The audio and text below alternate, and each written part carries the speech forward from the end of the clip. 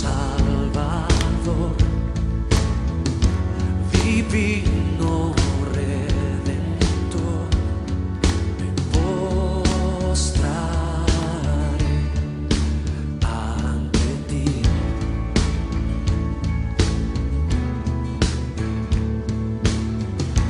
Bendito Hijo de Dios, hermoso Rey de Sión, te adoraré y así declararé: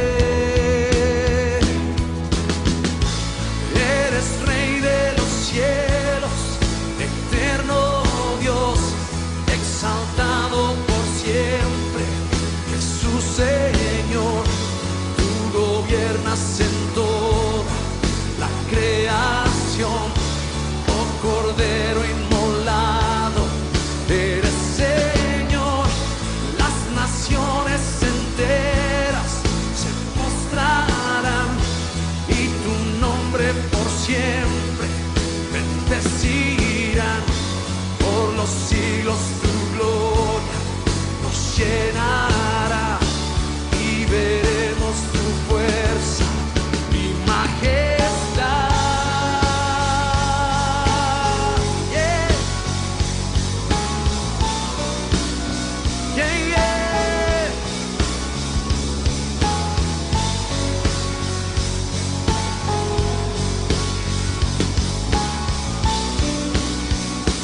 Yeah, yeah. Eres Rey de los cielos, eterno Dios, exaltado por siempre, Jesús Señor. Tú gobiernas en toda la creación, oh Cordero inmolado, eres Señor. Las naciones enteras se postrarán y tu nombre por siempre bendecirán. Por los siglos tu gloria nos llenará y veremos tu fuerza y majestad. Oh yeah.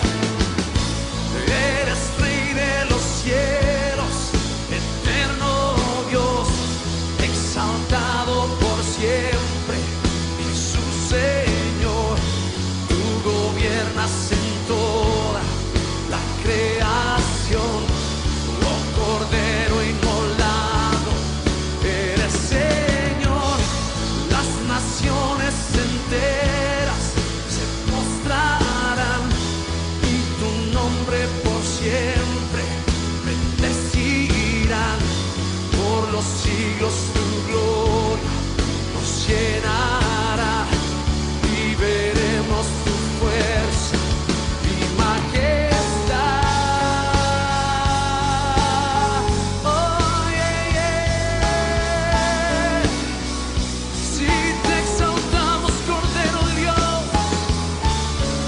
te exaltamos, Cordero de Dios, por siempre, por siempre.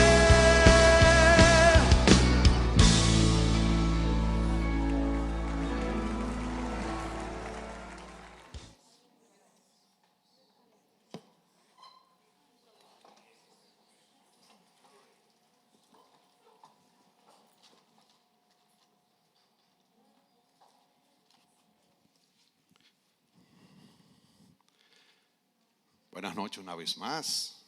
Dios le bendiga.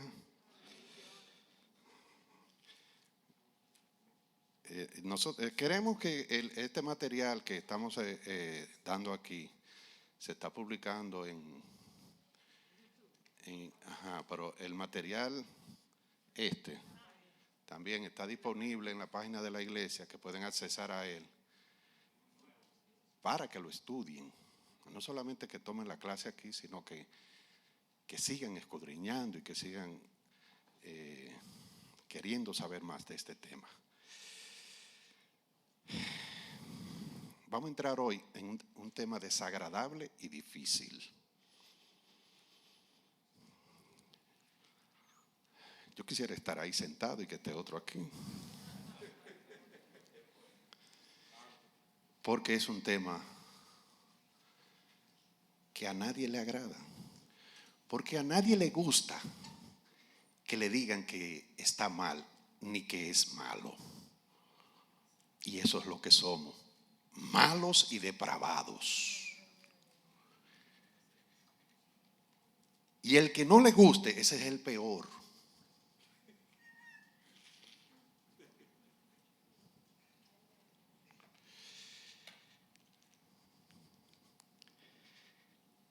En la clase pasada tratamos la caída. ¿Cuántas veces usted ha leído eso en Génesis? ¿Cuántas veces hemos leído que la serpiente, el proceso de la caída del hombre? Pero usted sabe lo que hay ahí, el misterio que hay ahí. Un ser perfecto hecho por Dios decidió desobedecer a Dios. Pero ¿y cómo fue esto si Dios creó al hombre perfecto? El hombre no tenía tentación de ninguna índole. No podía codiciar a ninguna otra mujer porque solamente tenía a Eva. No podía envidiarle una propiedad a nadie porque él era dueño del mundo. Dios se lo entregó. El mundo es tuyo, gobiérnalo. Y el hombre entró en la existencia viendo todo lo que Dios había creado sin tener el más mínimo control de eso, mucho menos de su vida. Pero Dios dotó al hombre de una libertad y de una personalidad, que el hombre tuvo conciencia de que Dios es Dios y que Él es Él. Y ante esa disyuntiva de conocer que Dios existe y que Dios es Dios y que Él tiene un yo y una conciencia, tenía dos alternativas, príncipe. O aceptaba que Dios es Dios o se idolatraba a Él mismo. Yo o Dios, no había más nada. Y el hombre decidió idolatrarse a sí mismo que volcar su voluntad hacia el ser creador que lo había creado, valga la redundancia. Es tan abominable el pecado, el primero, porque ya nosotros nacimos malos y nacimos torcidos y dañados, pero estamos aquí delante. Yo me preguntaba y le preguntaba a Rosy antes de salir para acá, mi esposa, ¿cómo se sintió Adán cuando cometió ese pecado tan abominable ante Dios? Porque cuando yo le fallo a Dios, yo no estoy tranquilo. Pero yo soy un ser caído. Él todavía no lo era. Toda su voluntad, él solamente tenía o volcar su voluntad hacia Dios o hacia Él. Por eso es que es tan perverso y tan depravado el primer pecado. Y aquí vino entonces la herencia. Y en el mundo que usted y yo nacimos, una nueva clase de hombre fue creada, no por Dios. En la caída nació una nueva especie de seres humanos, decidida por nosotros. Porque dice la Biblia que Dios lo hizo bueno todo y perfecto. Pero dice Salomón, pero los hombres buscaron muchas perversiones. Vimos, haciendo un resumen rápido, de todo lo que los hombres opinan y han opinado sobre la existencia del mundo, sobre la creación, sobre la antropología, de dónde viene el hombre. Vimos todas las teorías que la selección natural, que aquello, que lo otro, que lo otro, que lo otro. ¿Y qué tiene que ver esta doctrina del pecado? La doctrina del pecado es importante para nosotros porque afecta y sufre el efecto de otras doctrinas. Se han utilizado varios métodos para estudiar el pecado, pero el análisis de los datos bíblicos es el método que nos hace entender mejor el pecado y sus consecuencias. Las causas, el carácter y los resultados del pecado se pueden analizar mediante el estudio de términos que para pecado se utilizan en las Escrituras. El pecado es cualquier mala acción o mal motivo que se opone a Dios. Dicho de otra forma simple, el pecado es no dejar que Dios sea Dios y colocar otra cosa u otra persona en el lugar correcto de supremacía que corresponde a Dios.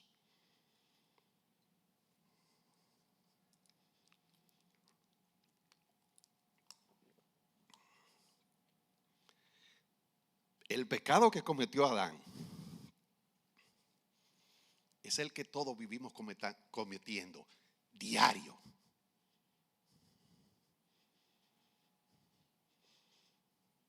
Porque el hombre se alejó de Dios. No Dios se alejó del hombre. El hombre se alejó de Dios. Y el hombre entró en una caótica vida y en una muerte eterna.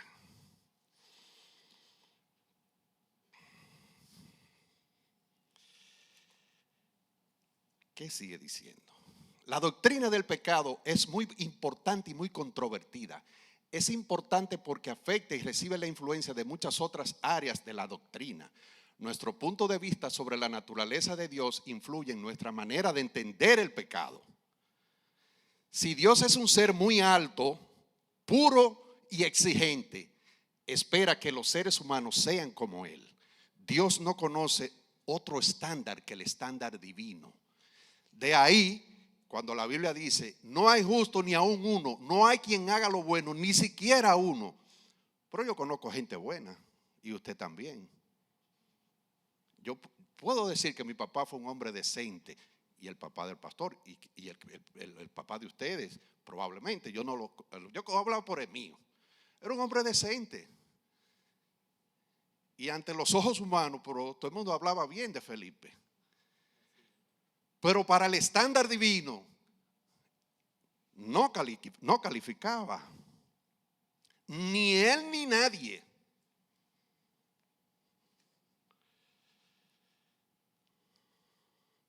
¿Dónde voy? Entonces la más pequeña desviación del estándar ideal es pecado y la condición humana se encuentra en una situación muy seria. Por tanto, en un sentido real, nuestra doctrina del pecado reflejará nuestra doctrina de Dios.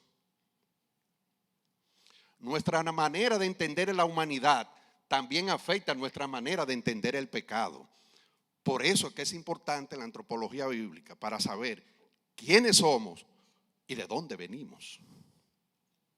Si fuimos creados para reflejar la naturaleza de Dios, el hombre no debe ser comparado con otro hombre o con otros hombres, sino con los estándares divinos. Por eso que Dios exige el estándar divino. Y por eso creó la ley. Le dije, estos son mis requisitos. Cúmplanlo. Y el hombre vino, dice, yo puedo. Sí, yo puedo. Y Israel no entendió para qué Dios le dio la ley. No fue para que se salvara, sino para mostrarle la incapacidad del ser humano de llegar a ese estándar divino. Y Dios dijo, ¿ya se dieron cuenta que no pueden?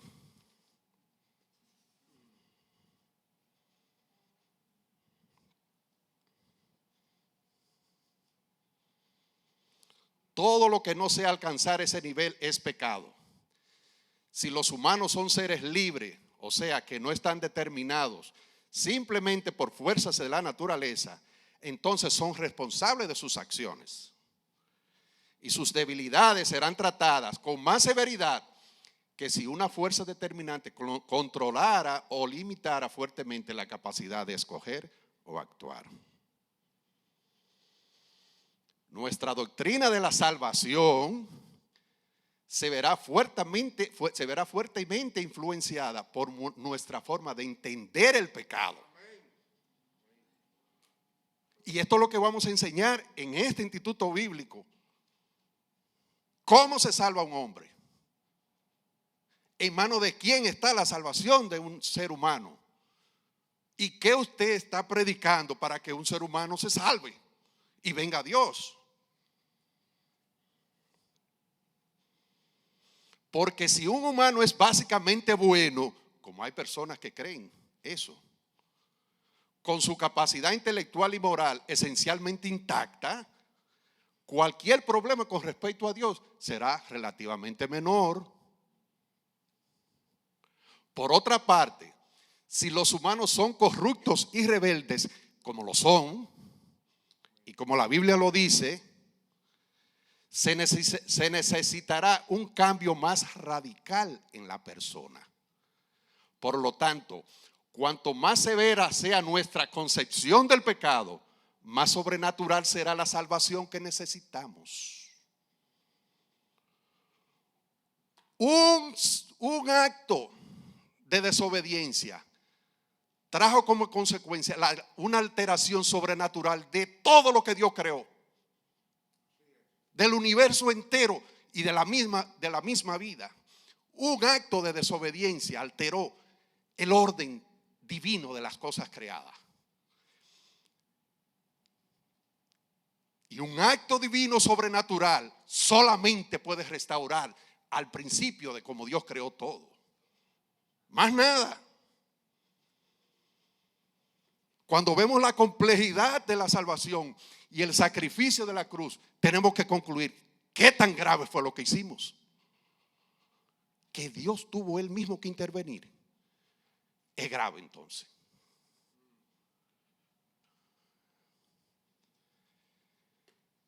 Antes de entrar en lo que los hombres opinan, porque así como opinaron sobre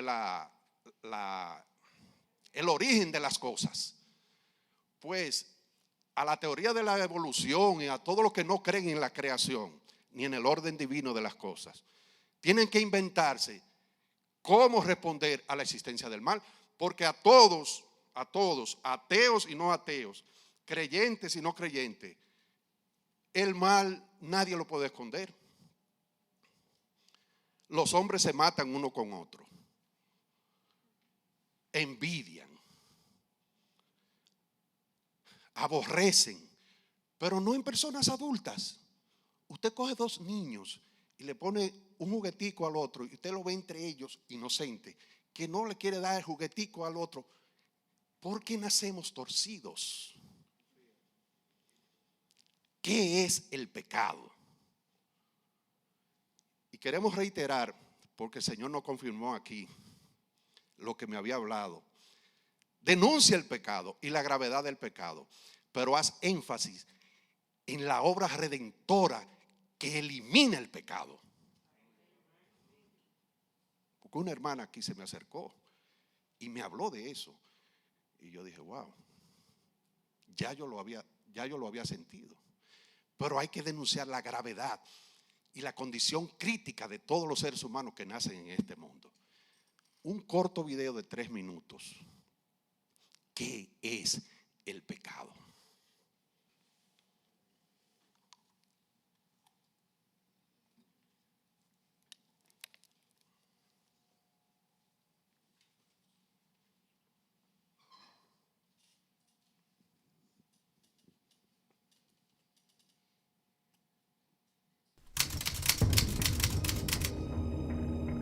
Se condena al mismo acusado Víctor Manuel Morales Blanco de Generales y por estar en presencia de un concurso real de delito, haciéndole la sumatoria total de las penas impuestas de 97 años y 4 meses de prisión.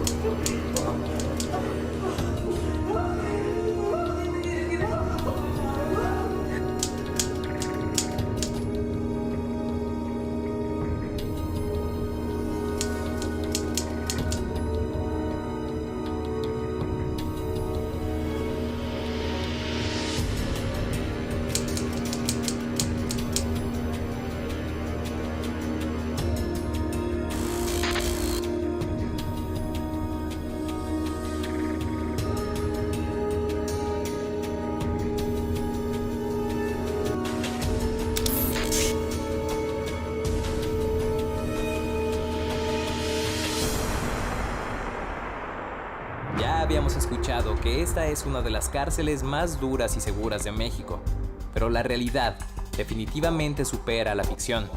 Aquí los internos dejan de ser una persona para convertirse en un simple número. Este es el lugar a donde van los malos a cumplir su castigo. Una vez que entras, no habrá marcha atrás. Estamos en El Hongo, un complejo de máxima seguridad de donde solo hay dos formas de salir: libre o muerto. En El Hongo, los internos tienen una rutina diaria bastante dinámica, que les permite estar en completa actividad para no deprimirse o entrar en desesperación. Vivir aquí un día es impresionante. Imagínate cómo sería con una pena de 50 años. Es una tortura. A medida que avanzo por los largos pasillos enrejados, comprendo lo dura que es la vida aquí adentro. Mientras camino las puertas, cerraduras, altos muros de acero reforzado, cámaras y torres de vigilancia comienzan a deprimirte y te dan una sensación de ahogo que es difícil de explicar. Por fin hemos salido de esta visita en este centro de reinserción social llamado El Hongo, y aquí ya se siente la libertad. Y aquí ya sientes el aire fresco, porque inclusive allá por las paredes pues es muy complicado el que pase aire y todo. Entonces aquí ya te sientes libre otra vez. Hay que valorar todo.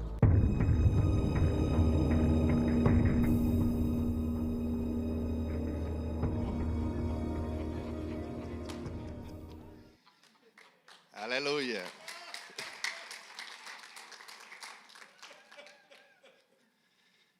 Dice el video: o eres libre o muerto. Nacimos en una prisión que se llama la tierra, en un cementerio. Dice la Biblia que Dios considera a todos los humanos que nacen muertos. Somos, ante los ojos de Dios, cadáveres. Solamente un acto sobrenatural puede darle vida a una persona que está muerta. El hombre está imposibilitado por Dios para querer buscar a Dios y para salvarse a sí mismo.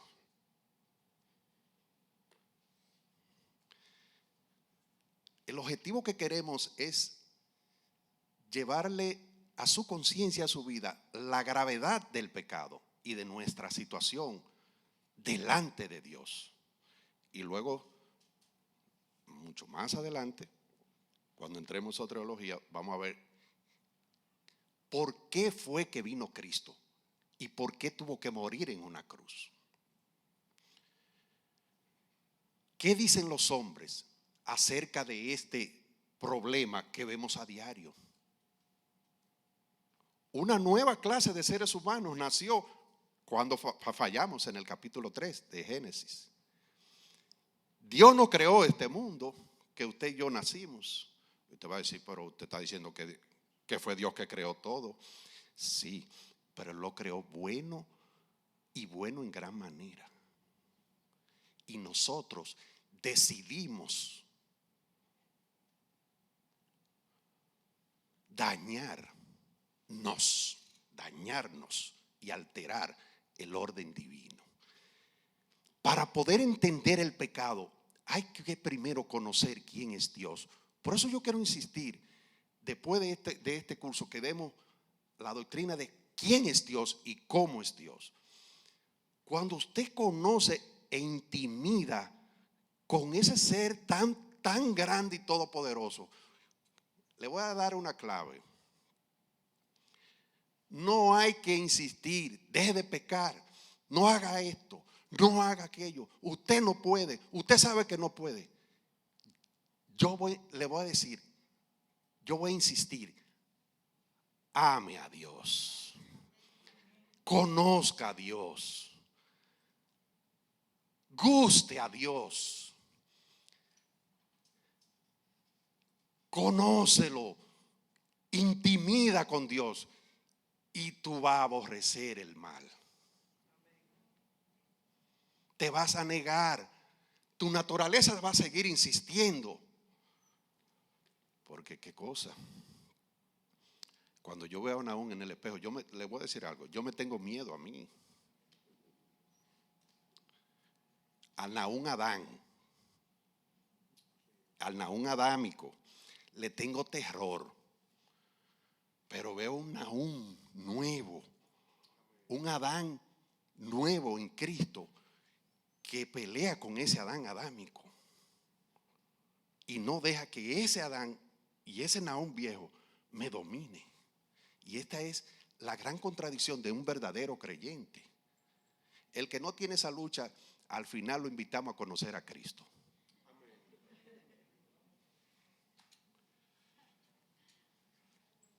La naturaleza animal. Miren lo que opinan las diversas teorías.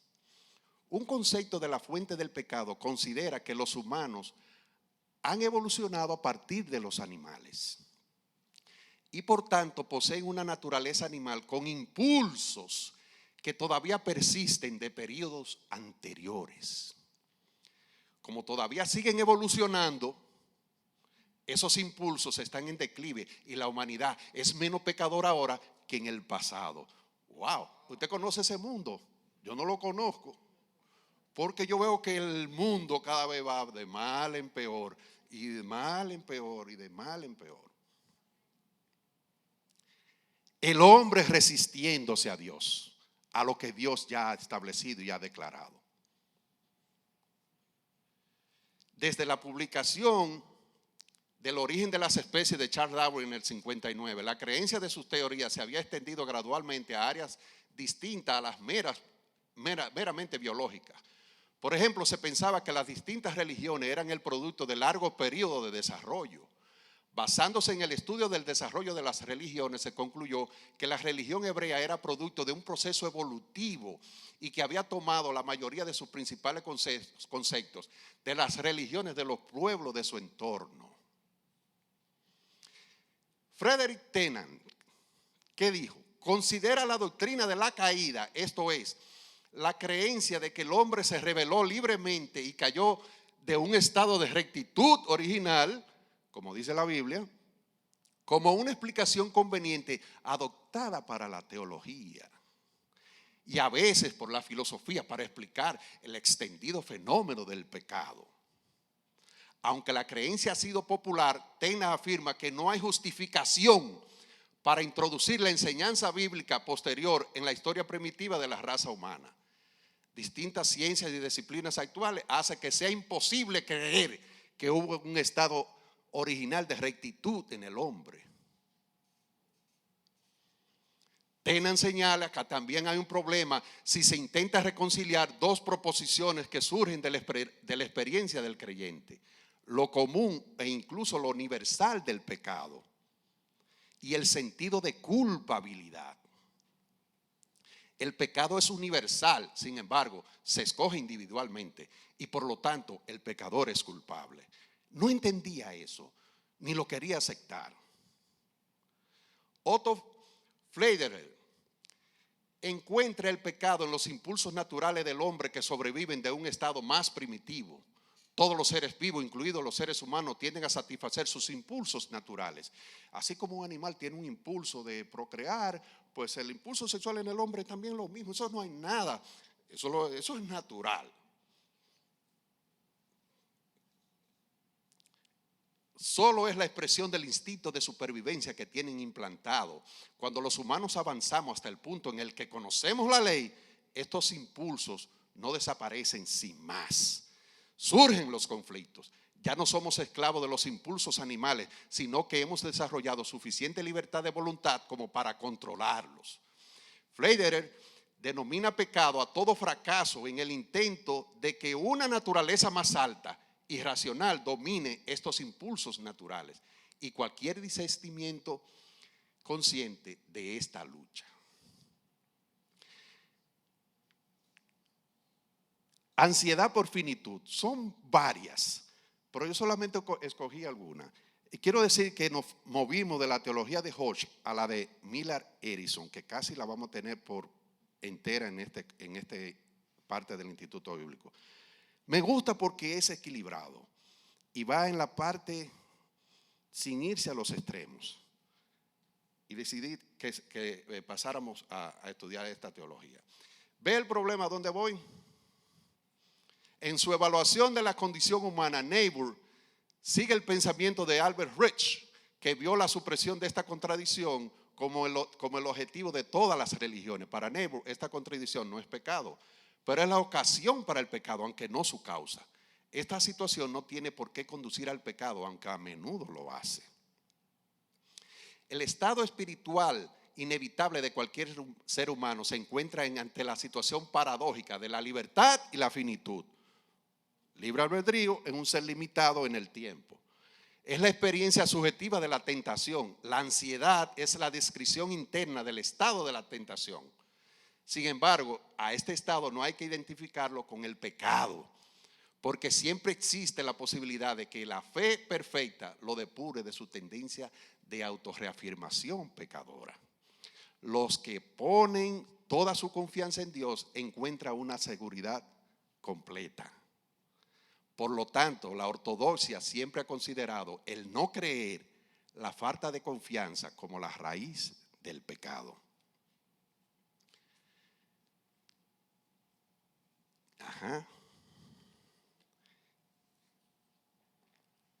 ¿Y qué dice la Biblia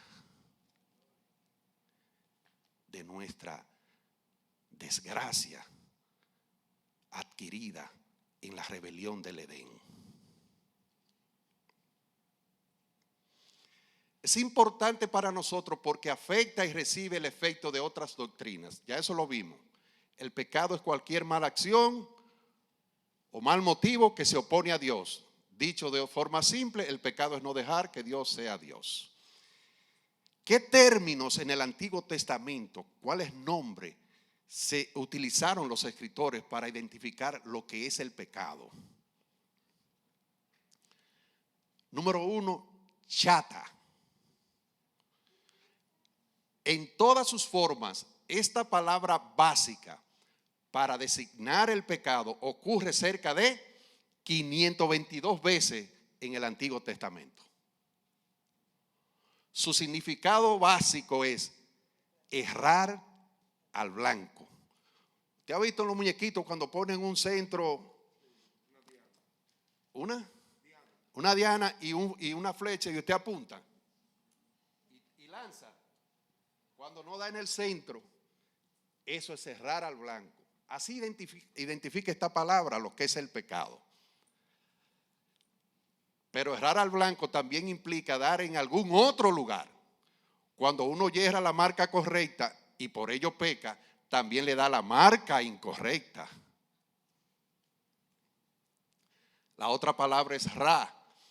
Esta palabra, que se usa cerca de 444 veces en el Antiguo Testamento y que equivale a cacos o poneros, lleva en sí la idea básica de romper o arruinar. A menudo significa calamidades y se traduce por la palabra mal muchas veces. Puede indicar algo injurioso tanto como algo moralmente incorrecto. La otra palabra es pasha. La idea básica de esta palabra es rebelarse. Aunque generalmente se traduce transgresión. Nótese Primera de Reyes 12:19, Segunda de Reyes 3:5, Proverbios 28:21, Isaías 1:2. La otra palabra es awom. Esta palabra incluye a la vez las ideas de iniquidad y culpabilidad, las cuales estaban muy relacionadas en el pensamiento hebreo. Véase Primera de Samuel, capítulo 3, verso 13. Note su uso en conexión con el siervo sufrido de Jehová en Isaías 53:6 y en relación con el pecado desafiante en Números 15, 30, 31. Se usa esa palabra. La otra palabra es sagá. La palabra significa errar o descarriarse. como lo hiciera una oveja o un borracho. Isaías 28:7 se refiere al error del cual fue responsable el que lo cometió. Así que en la ley implica que el que se descarría tenía la responsabilidad de conocer lo que la ley mandaba. Levítico 4:2, número 15:22. Asham es la otra palabra. Son diferentes palabras que en el Antiguo Testamento hablan de lo que es el pecado. Casi todos los usos de esta palabra están relacionados con el rito del tabernáculo y el templo en Levítico, Números y Ezequiel. Culpabilidad delante de Dios es la idea principal. Designa las ofrendas por la culpa y el pecado y por lo tanto incluye tanto la culpa intencional como la no intencional, según Levítico 4:13. La otra palabra es ta'at. Esta palabra significa extraviarse, descarriarse en el sentido premeditado, no accidental, aunque la persona no se dé cuenta de la extensión de su pecado. Note Números 15:22, Salmos 58:3, 119:21, Isaías 53:6, Ezequiel 44:10, 15. Se usa la palabra ta. Del estudio de las palabras podemos llegar a ciertas conclusiones respecto a la enseñanza del Antiguo Testamento sobre lo que es el pecado. 1. El pecado puede tomar muchas formas y a causa de la variedad de las palabras usadas, un israelita podía estar consciente de la forma particular que tomaba su pecado. El pecado es aquello que va contrario a una norma y en definitiva es desobediencia a Dios. Mientras que la desobediencia incluía tanto la idea de lo positivo como de lo negativo, el énfasis está sobre la comisión positiva del mal y no meramente en la omisión negativa del bien. El pecado no era solamente errar al blanco, sino dar donde no debía. Y en el Nuevo Testamento, ¿cuántas palabras tenemos?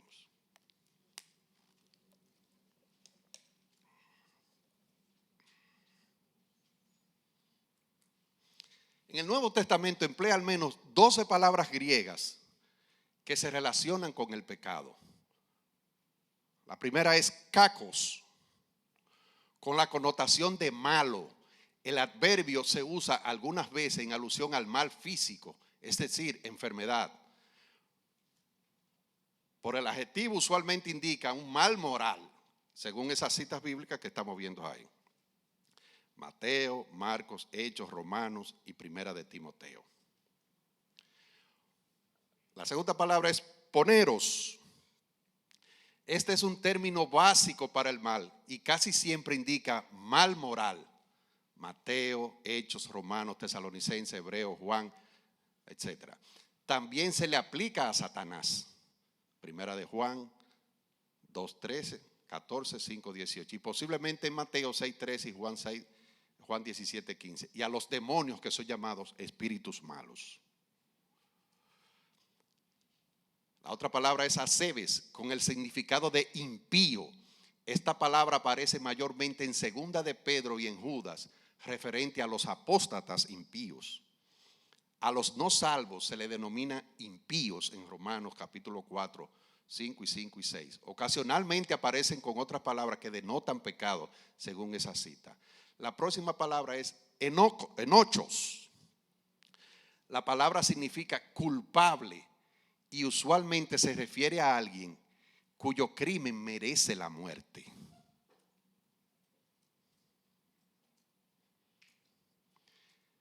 Y esta es la palabra que más identifica el pecado en la Biblia y de donde teológicamente se sacó el término de amartiología para identificar el estudio de la doctrina del pecado. Esta es la palabra amartia. Esta es la palabra que se usa con más frecuencia para designar el pecado. Y ocurre en sus varias formas unas 227 veces. Cuando un escritor quería una palabra inclusiva para el pecado, usaba esta palabra. La metáfora tras la palabra es cerrar el blanco, pero como en el Antiguo Testamento, esta no es solamente una idea negativa, sino también incluye la idea positiva de darle la marca equivocada. Cuando se usa en los evangelios, casi siempre ocurre en un contexto que habla del perdón o de la salvación. Otras referencias instructivas incluyen Hechos, Romanos, Corintios, Primera de Corintios, Segunda de Corintios, Santiago, Primera de Pedro, Primera de Juan y Apocalipsis. Otra palabra es adikia. Es como si Dios estuviera diciendo: cuánto yo aborrezco el mal, que lo identifico con tantas palabras para que sepan lo aborrecible que es el pecado para Dios. Adikia, esta se refiere a cualquier conducta injusta en el sentido más amplio. Se le aplica a personas no salvadas. En Romanos 1:18 al dinero, en Lucas 16:9, a las partes del cuerpo humano en Romanos y de las acciones en Segunda de Tesalonicenses. Anomos, muchas veces traducida iniquidad. La palabra significa sin ley. Se refiere al quebrantamiento de la ley en su sentido más amplio. Escatológicamente se refiere al anticristo, el inicuo. Parabates, con el significado de transgresor. Esta palabra usualmente se relaciona a violaciones específicas de la ley, según esas citas bíblicas. La otra palabra es anoein. Esto puede referirse a la adoración ignorante de otro que no sea el Dios verdadero. Pero tal ignorancia hace a uno culpable y necesitado de un pago por el pecado. Planao, el extraviarse en un sentido de culpa, es el significado de esta palabra. Las personas pueden engañar a otras. Las personas se pueden engañar a sí mismas. Y Satanás guía al mundo entero a extraviarse. Eso es el significado de esta palabra que se usa en esas citas bíblicas del Nuevo Testamento. Paractoma, la idea de esta palabra es ofender, y en la mayoría de los casos, a propósito. Pablo usa esta palabra 6 veces en Romanos. Véase también las demás citas bíblicas que están ahí disponibles.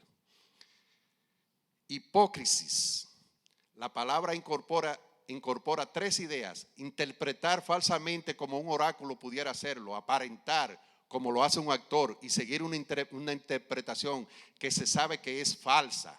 Esas ideas parecen unirse al relato de la defección de Pedro en Gálatas. Los falsos maestros de los últimos tiempos interpretarán falsamente, aparentarán ser lo que no son, y muchos seguirán sus enseñanzas. O sea, ser hipócrita es lo que quiere decir esta palabra.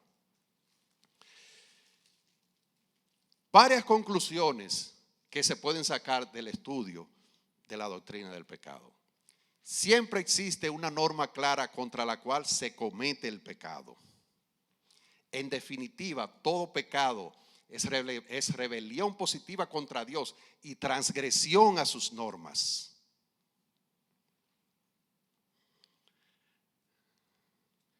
Yo le voy a decir, demos un paréntesis.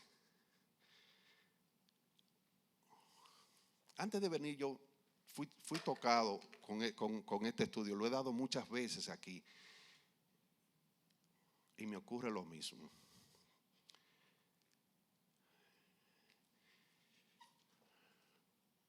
¿Cómo yo no le fallo a Dios? Porque cuando yo entiendo no la gravedad del pecado, yo me concentré en Dios, en cómo es Dios y cómo Dios se pudo haber sentido con haber creado una criatura perfecta, hecha a su imagen y semejanza, y que voluntariamente esa criatura le diera la espalda. Yo no puedo transmitir el sentimiento que yo tenía, pero realmente, ¿cómo se siente Dios con nosotros? Dice la Biblia que Dios está airado permanentemente con el pecado, con el pecador.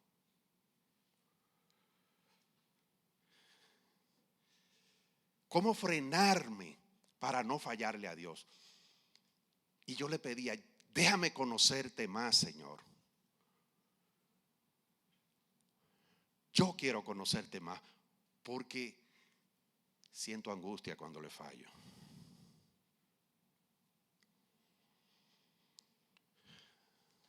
En definitiva, todo pecado es rebelión positiva, ya eso lo dije.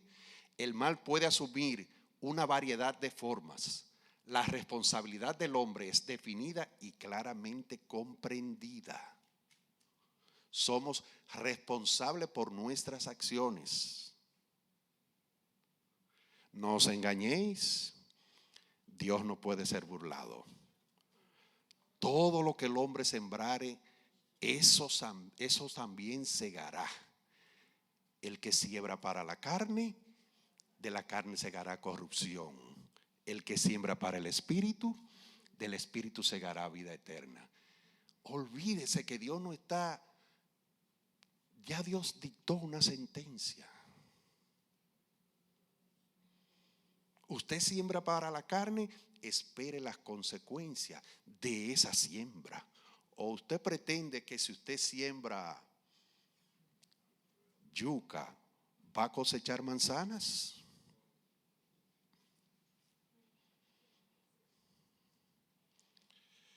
Millard Erickson en su teología lo resume de la siguiente práctica, como sigue. El pecado es ignorancia, error, falta de atención, errar al blanco, irreligiosidad, transgresión, iniquidad o falta de integridad, rebelión, traición, perversión, abominación. Términos que enfatizan los resultados del pecado. Agitación o inquietud. Fue lo que sintió Adán y Eva. Se agitaron y se inquietaron. Malo, malvado, culpa, problema, sensualidad, egoísmo, sustitución de Dios. Hay una que yo quiero hacer énfasis. ¿Cómo vamos con el tiempo, Germán? 5 minutos. Boswell define el pecado de esta manera. El pecado se puede definir en definitiva como cualquier cosa en la criatura que no expresa o que es contraria al carácter santo de Dios. De manera que la definición, que también es válida, aparece en la página 592 de esta teología de Millard Erickson.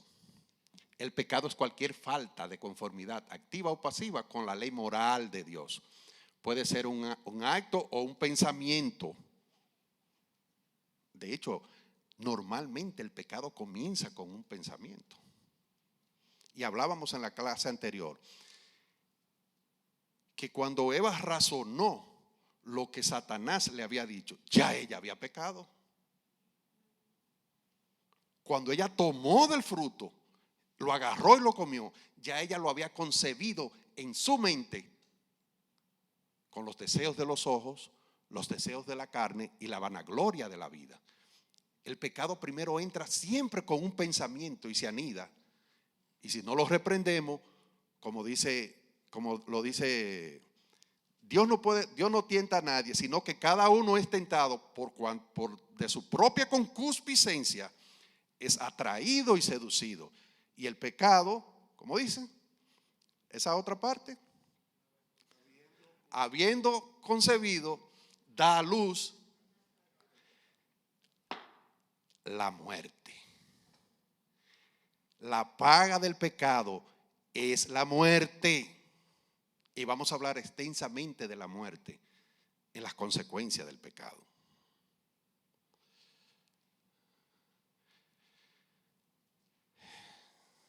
No sé si dejarlo hasta aquí, porque el tema es bastante extenso. Pero hay una parte de lo que dice Millard Erickson, de la consecuencia del pecado, y fue lo que Adán y Eva hizo, y lo que nos ocurre a nosotros hoy en día cuando le fallamos a Dios. Alejamiento de Dios. Se ocultaron cuando escucharon que Dios se paseaba por el huerto. ¿qué hicieron? Corrieron y se ocultaron, se alejaron de Dios. Cuando fallamos y pecamos, la culpa por el pecado nos hace que no nos dé deseo ni de venir a la iglesia, ni de orar, ni de leer la Biblia. Eso es lo que el enemigo quiere también introducirnos en nuestras mentes. Más, dice el apóstol, si alguno hubiese pecado, abogado tenemos para con el Padre, a Jesucristo el justo. Si confesamos nuestro pecado, Él es fiel y justo para perdonar nuestro pecado y nuestra maldad. El pecado en el creyente lo vamos a tratar ampliamente también. Y yo espero que de una manera buena, como siempre lo digo, se le perturbe el sueño y no duerman tranquilos. Pero de una manera buena, que eso lo lleve a buscar y amar más a Dios. No que se le perturbe el sueño por el mal o que usted se sienta como una conciencia que lo persigue. No, porque Dios nos dice que haga énfasis en el triunfo otorgado por Cristo sobre este mal que está sobre toda la humanidad. Y en eso vamos a hacer énfasis, en el triunfo de nuestra desgracia.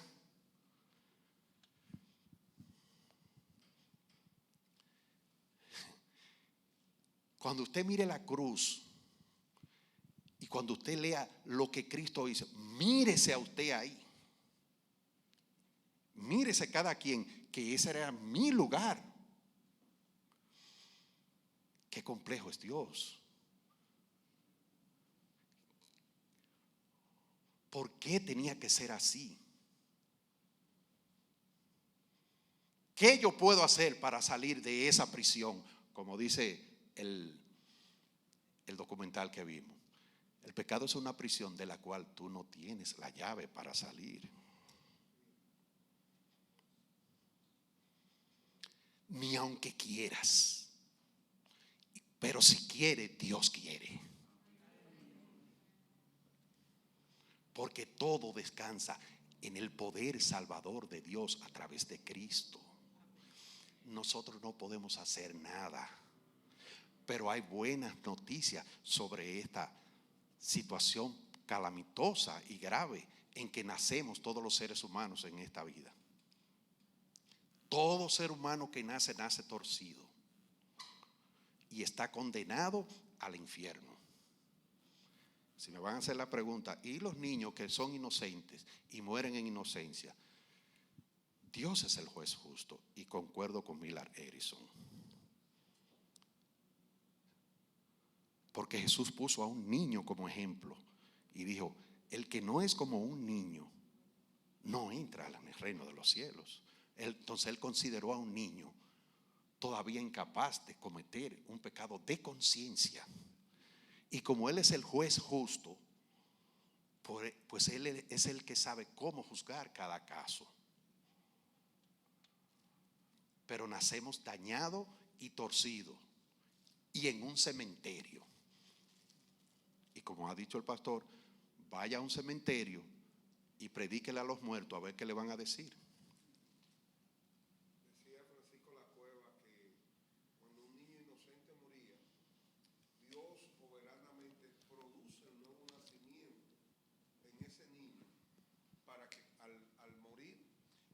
Decía Francisco La Cueva que cuando un niño inocente muere, yo lo creo así,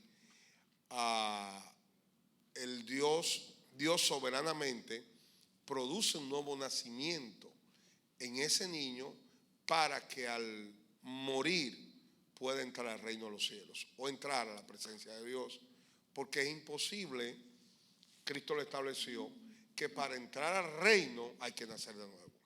Es una condición, es un requisito insalvable. El que no nace de nuevo no entra al reino de los cielos.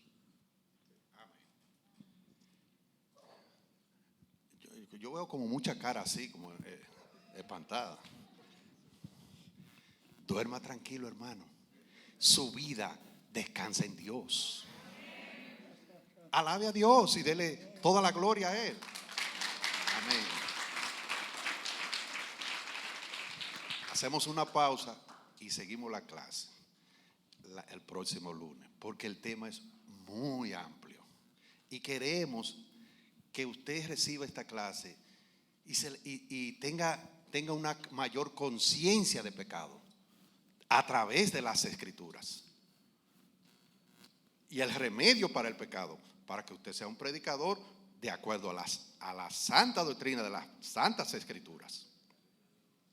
Vamos a tratar las diversas teologías de la doctrina del pecado.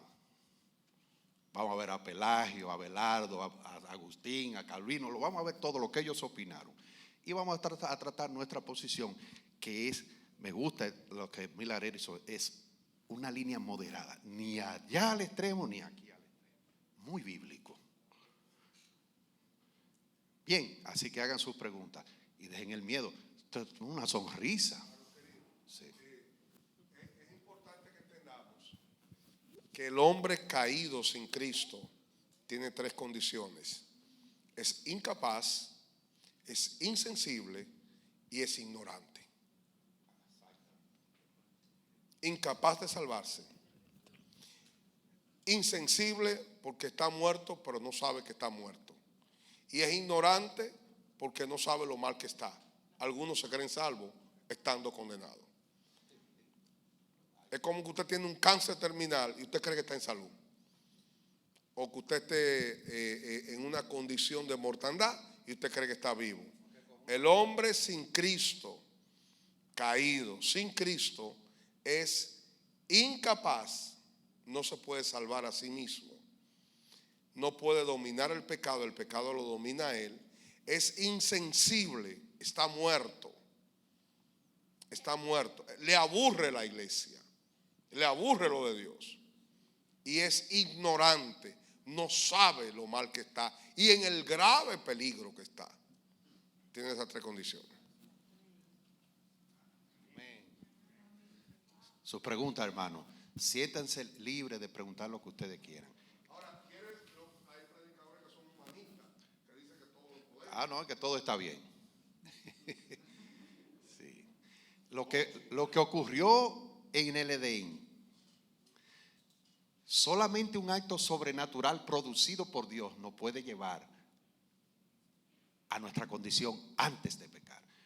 ¿Ustedes quieren saber cómo era Adán antes de pecar? ¿Quiénes quieren saber cómo era Adán antes de pecar?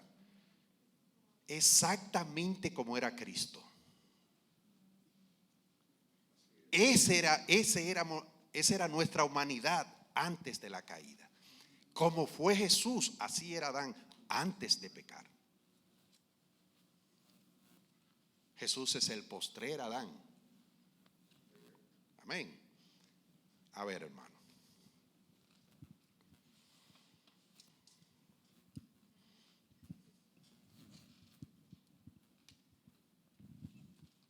Bendiciones. Yo quisiera que usted repitiera nuevamente para qué fue dada la ley, porque Dios sabía que no la íbamos a cumplir. Precisamente para eso, ya tú te respondiste, para que tú sepas que no la va a poder cumplir. Para eso fue dada la ley, para que nosotros, miren esto, estas son mis exigencias y este es mi estándar. Y nosotros que quisimos y no pudimos. Ok. La ley fue dada para eso. Primero, para que supiéramos que no podemos. Y segundo,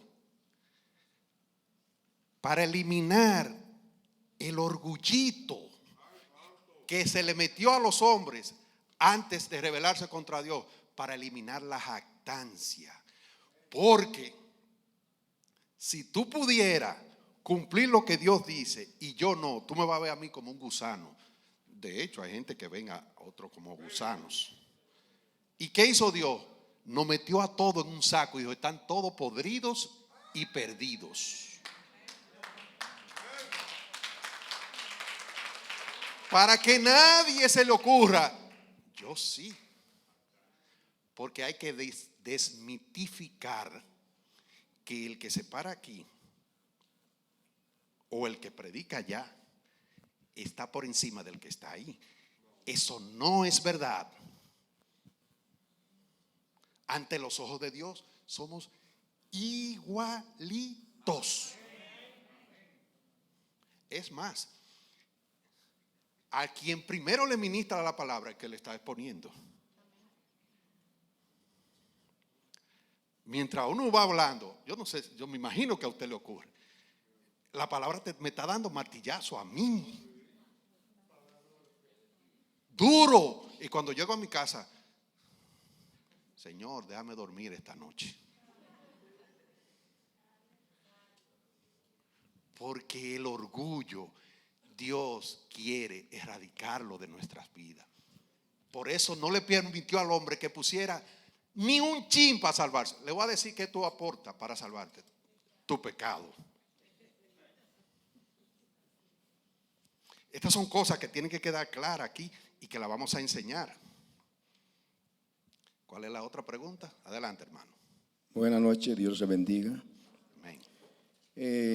La inquietud que tengo es específicamente acerca de Romanos capítulo 5, y ya usted mencionó acerca de Adán y de Cristo.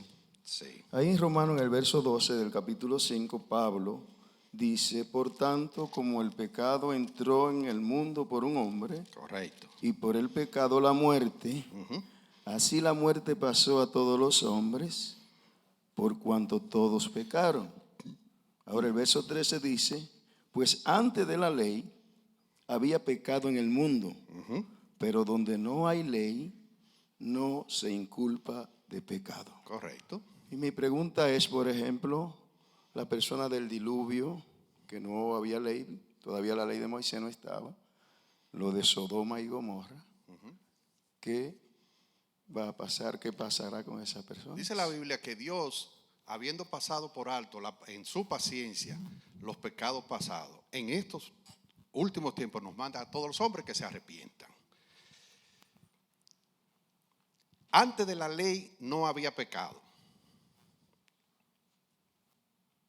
No se inculpaba de pecado, porque por el pecado por la ley viene el conocimiento del pecado. Pero eso no significa que ellos no pecaron a la manera de la transgresión de Adán. Ahora, ¿cómo Dios? Yo pienso lo siguiente. Dice la Biblia que Cristo fue y predicó a los espíritus encarcelados antes del diluvio. ¿Cómo Dios trató el pecado de esa generación? Yo lo desconozco. Dios es el juez justo. No sé si usted tiene que hablar. Que antes de la ley siempre, la palabra establece que en Romanos capítulo 2 el ser humano, Dios le ha colocado una conciencia de pecado. Y aún aquellos que vivieron sin la ley de Moisés, Moisés trajo la ley en el año 1445 antes de Cristo, por lo tanto hubo miles de años donde no teníamos la ley de Moisés, pero los seres humanos tenían una conciencia, que es una de los argumentos de aquellos que creemos en la existencia de un Dios, y es que Dios en todas las culturas más o menos tenemos una ley de lo bueno y de lo malo similar en más de un 90%. No hace inexcusable. Incluso la ley no está establecida como la ley de Moisés, pero la Biblia dice que su conciencia sustituye la ley. Y su conciencia lo culpaba o lo aprobaba de acuerdo a su comportamiento. Ellos serán culpables delante de esa conciencia, que es Dios que nos coloca al ser humano, a cada uno de nosotros nos ha colocado una conciencia de pecado. La gran mayoría de dominicanos nunca se ha leído la ley de Moisés. Si usted le pregunta a los dominicanos que si se ha leído el Antiguo Testamento, la mayoría no la conoce. Conoce los 10 mandamientos, pero la ley de Moisés no son los 10 mandamientos. Hay más de 600 y tantos mandamientos, no me acuerdo exactamente ahora, y el ser humano no lo conoce, pero sabemos lo que es bueno y lo que es malo.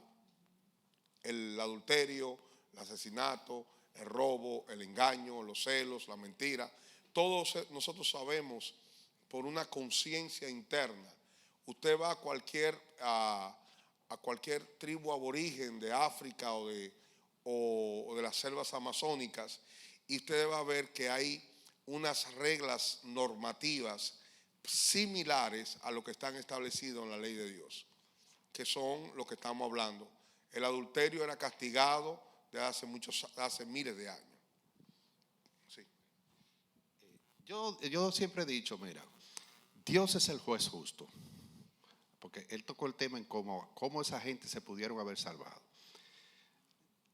Las tribus que son salvajes, donde la civilización no ha llegado, donde nadie le ha predicado a esas personas que están en un estado semisalvaje y son humanos, ¿cómo se van a salvar?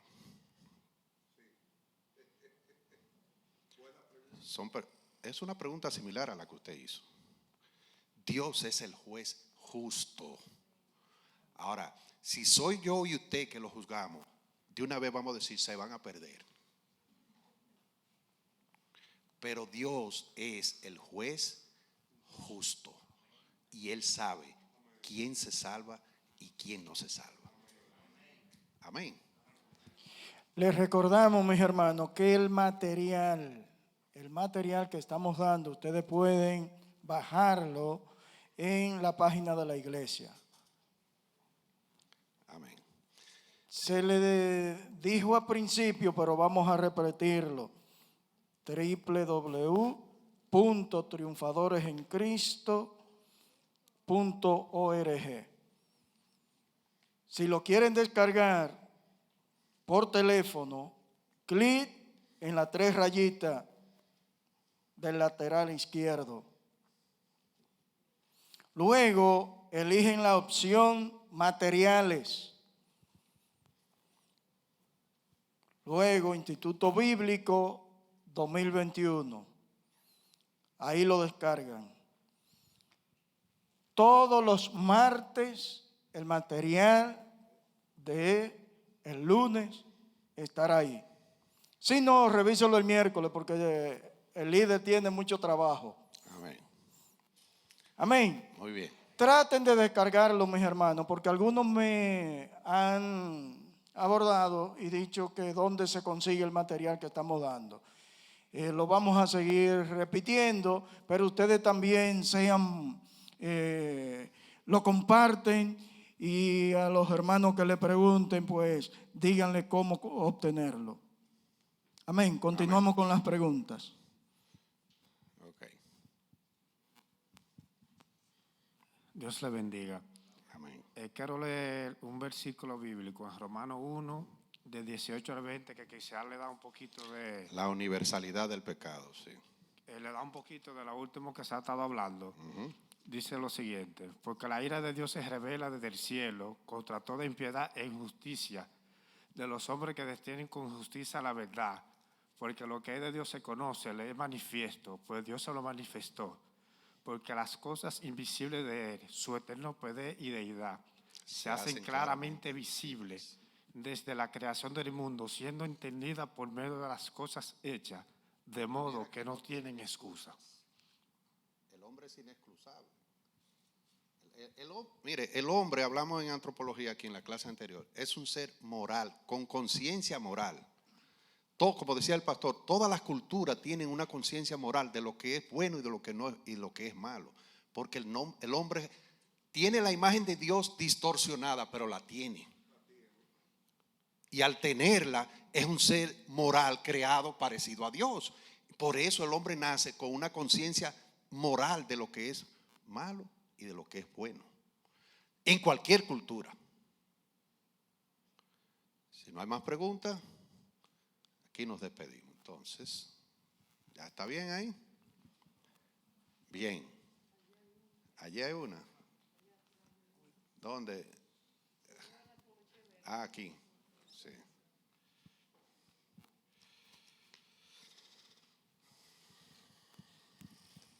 Buenas noches y bendiciones. Amén. La pregunta es: ¿por qué todo pecado es rebelión positiva contra Dios? es una, y si pudiera ampliar o definir bien los conceptos, o de una forma llana, los conceptos imagen y semejanza Sí. de la clase anterior. Es una rebelión efectiva contra Dios. Efectiva, no positiva. Es lo mismo, es una rebelión efectiva, que se hace efectiva contra Dios. Es el pecado. Y de la imagen y semejanza hablamos bastante en la clase anterior. Y hay un material muy extenso que usted puede accesar a él, de lo que significa la imagen y semejanza de Dios. Le voy a resumir rápidamente que en los primeros siglos pensaban que la imagen era física, que así como el hombre tiene una figura, pues Dios también tenía una. Pero la imagen y la semejanza se refiere a la constitución de la personalidad de Dios. Dios es un ser con inteligencia, sensibilidad y voluntad. Y así creó al hombre, con inteligencia, sensibilidad y voluntad, libre. Entonces, es con respecto a la constitución de la esencia de lo que es Dios. En los atributos comunicables de Dios hacia los agentes libres creados. Eso es imagen y semejanza. Pero hay un estudio extenso que está disponible en la página de la iglesia que lo tratamos aquí. Amén. Yo quedé con una duda. O más bien quiero ver si me puede aclarar. En el huerto se habla sobre la muerte espiritual. Sí. Solo es una duda, ¿no? Encontré en el capítulo 38 de Job, cuando el Señor le comienza a preguntar dónde estabas tú cuando fundaba el mundo, dónde estabas tú, etcétera, hasta llegar al 38:20, 38:21. Cuando dice el 38:20 dice, 38:19 dice, ¿por dónde va el camino a la habitación de la luz y dónde está el lugar de las tinieblas? El 20, para que la lleves a sus límites y entienda la senda de su casa. Entonces en el 21 le dice, tú lo sabes, pues entonces ya habías nacido y es grande el número de tus días. La pregunta es, esa muerte espiritual de Job sería la evidencia de la muerte en el Edén espiritual del hombre. Mira, la muerte que habla Génesis, cuando Dios le dice, porque el día que de él comieres, de por cierto morirás. La muerte ahí se está refiriendo a la muerte física del cuerpo y a la muerte espiritual, que es la separación eterna del espíritu creado por Dios, que habita en nosotros, que es la parte inmaterial, que la dimos aquí. El hombre está constituido de una parte material y una parte inmaterial, cuerpo y espíritu, alma. Entonces, la muerte a la que se refiere, a la sentencia divina, se refiere tanto a la muerte física, la aniquilación del cuerpo, polvo eres y al polvo volverás, y a la muerte espiritual, que es la separación eterna de la parte inmaterial del hombre, separado eternamente de Dios, que en el Apocalipsis da detalle de que es el lago de fuego, que es que fue hecho para el diablo y sus ángeles, y quienes decidieron seguir a ese ser mentiroso que es contrario a Dios. Todos los que nos creen.